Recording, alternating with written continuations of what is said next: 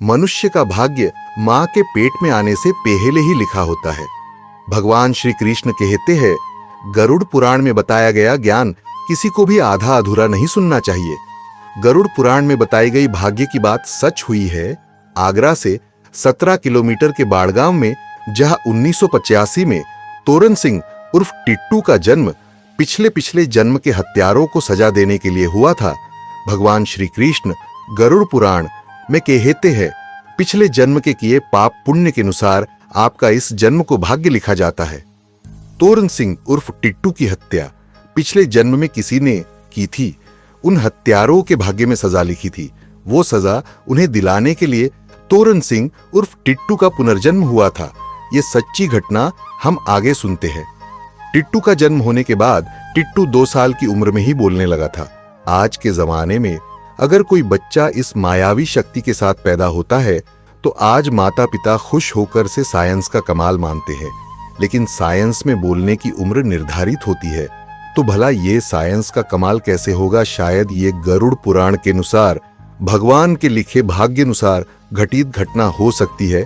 तो टिट्टू के माता पिता भगवान की इस चमत्कार से खुश होने के बजाय चिंता में रहने लगे, क्योंकि टिट्टू छोटे बच्चे जैसी नहीं बल्कि एक शादीशुदा इंसान जैसी बातें करने लगा था। जैसे मेरे पिताजी से कहना कि वह मेरी बीवी और बच्चों का ध्यान रखे, क्योंकि मुझे यहाँ खाना मिल रहा है लेकिन मुझे उनकी फिक्र हो रही है। जब टिट्टू के माँ ने पूछा कि वो किसकी बात कर रहा है, तो टिट्टू ने बताया कि वो उसके असली परिवार की बात कर रहा है, जो इस वक्त आगरा में है। टिट्टू बार बार अपने माता पिता से कहता कि तुम मेरे असली माता पिता नहीं हो, मेरे असली माता पिता आगरा में है, और रोना शुरू कर देता। अपनी माँ से कहता कि मैं तुम्हारे घर में बस यूं ही आ गया हूँ, मुझे मेरे असली घर जाना है, मुझे मेरे माता पिता की बहुत याद आ रही है। शुरुआत में तो उसे सबने बच्चा समझकर नजरअंदाज किया। 1988 में 5 साल के टिट्टू ने अब ऐसी हरकतें करना शुरू किया कि सबको उसने हैरानी में डाल दिया। एक दिन टिट्टू बोला, उसका असली नाम सुरेश वर्मा है और उसकी बीवी उमा से उसको 2 बेटे हैं। उनका नाम गोमू और सोमू है। उसका आगरा में एक बंगला है और सदर बाजार में मैं सुरेश रेडियोज नाम से एक दुकान है। और कैसे शाम को दुकान से घर लौटते वक्त उसे 2 लोगों ने गोली मार के हत्या कर दी और उसने खुद की कार में दम तोड़ दिया। उसने ये भी बताया कि कैसे उसका अंतिम संस्कार किया गया। घर वाले उसकी उलटी सीधी बातें सुनते आ रहे थे, लेकिन इस बार उन्होंने टिट्टू की बात को सीरियस लिया और माँ बाप ने बड़े बेटे अशोक को सच्चाई जानने के लिए आगरा के सदर बाजार भेजा। उन्होंने आगरा में सुरेश रेडियोज नाम के दुकान को खोजा और उन्हें टिट्टू जिस दुकान का जिक्र करता था वही दुकानें टिट्टू के बड़े भाई को मिला। उन्होंने दुकाने में जाके पूछताछ की तो सुरेश की पत्नी उमा उन्हें दुकान में बैठी मिली। वहां टिट्टू के भाई अशोक परेशान हो गया, क्योंकि उमा में वो सारी बातें बताई जो टिट्टू हमेशा बोलता रहता था।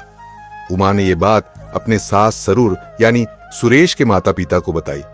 सुरेश के माता पिता आश्चर्यचकित हुए और खुश भी हुए कि अपने बेटे का पुनर्जन्म हो गया। सुरेश के माता पिता उमा के साथ टिट्टू को मिलने टिट्टू के गांव बाड़गांव में चले गए। टिट्टू सबको देखकर खुश हो गया। टिट्टू ने सबको पहचान लिया, अपने माँ बाप को देखकर खुश हो गया तथा अपनी पत्नी उमा से ऐसी बातें की जो सिर्फ उमा और सुरेश को ही पता थी। जब आगे टिट्टू को पिछले जन्म के मौत का कारण पूछा तो टिट्टू ने बताया कि वो अपनी शॉप बंद करके शाम को अपनी कार से घर लौट रहा था। तब उसे 2 बदमाशों ने गोलियां मारी। उन 2 बदमाशों में से एक बदमाश का चेहरा टिट्टू ने देख लिया था, जिसने सुरेश के सिर पर गोली मारी थी। वो सुरेश की दुकान के बाजू वाला दुकानदार था जो सुरेश की कामयाबी से जलता था, और उसने ही सुरेश को गोली मारकर मरवा दिया। सुरेश को पोस्टमार्टम रिपोर्ट में सुरेश को सर में जिस जगह गोली लगी थी, टिट्टू के सर पर उसी जगह पर गोली को निशान था। ये बात पुलिस को बताई, तब पुलिस ने 1983 की केस को फिर से रीओपन किया और पुलिस ने आगे छानबीन करके आरोपियों को पकड़ लिया और उन्हें सजा हो गई। गरुड़ पुराण में बताई गई भाग्य की बात सच हुई है। सुरेश के कातिलों के भाग्य में सजा लिखी थी, इसलिए सुरेश का पुनर्जन्म टिट्टू के रूप में हुआ और सुरेश के कातिलों को सजा हुई क्योंकि उनके भाग्य में सजा लिखी थी और सुरेश के भाग्य में पुनर्जन्म के बाद का जीवन लिखा था।